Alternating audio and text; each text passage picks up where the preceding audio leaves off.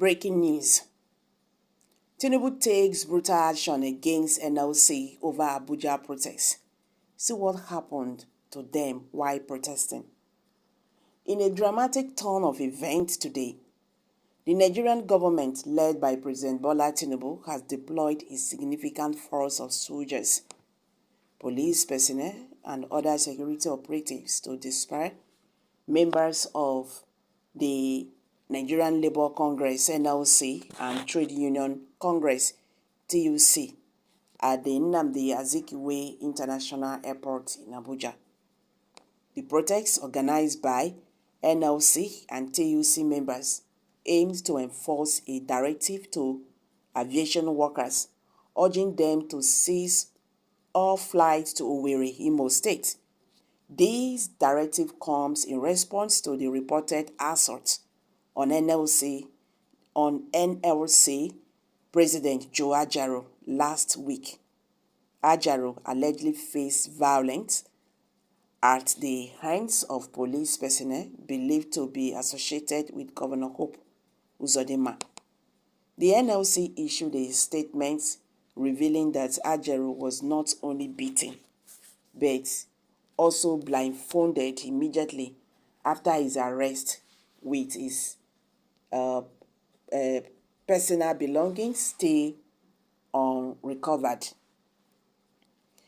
Chaos ensued at the protest venue as union members passionately sang and chanted, displaying banners that read, "We stand with oppressed Imo State workers. An injury to one is an injury to all." The atmosphere turned tense as one of the protesters informed Sahara reporters that a forceful dispersal was imminent, with the presence of various security agencies, including the Department of State Service (DSS), Nigerian Police, Nigerian Army, and Civil Defense. The deployment of security force has raised concerns about the government's response to peaceful demonstrations, and the right to assemble. Critics urge that such heavy-handed tactics undermine democratic principles and stiff citizens' voice. This incident follows a recent wave of activism and dissent against perceived injustice, particularly focusing on the treatment of workers in Imo State. The unfolding events at the Abuja airport underscores the increasing tensions between labor unions and the government. This development comes after the National Industrial Court in Owerri issued a fresh interim injunction restraining the organized labor from embarking on any kind of strike in Imo State until further notice. The court warned against the disobedience of its order, saying that it will attract consequences. While the government's action may be seen as an attempt to maintain order and security, questions linger about the broader implications for democratic freedoms and the right to peaceful protest in Nigeria. The international community watches closely as these events unfold, with implications for the country's image on the global stage, because we are not even talking about this. As the situation continues to develop, both the government and the protesting workers remain steadfast in their positions, setting the stage for a potential showdown that would have lasting repercussions on the political landscape of Nigeria. Meanwhile, the NLC President Joe Ajaro have narrated how he was beaten like a criminal. He said, I was dragged on the floor with hands tied like a criminal. Now, NLC President Joe Ajaro, they talk this one. No. Joe Ajaro, the president of the Nigerian Labour Congress, NLC, has recounted how he was assaulted thugs in Imo State. According to the Labour leader, after being taken into custody by the police in the capital city of Imo State, Owerri, he was given over to 7 thugs who beat him and dragged him on the floor.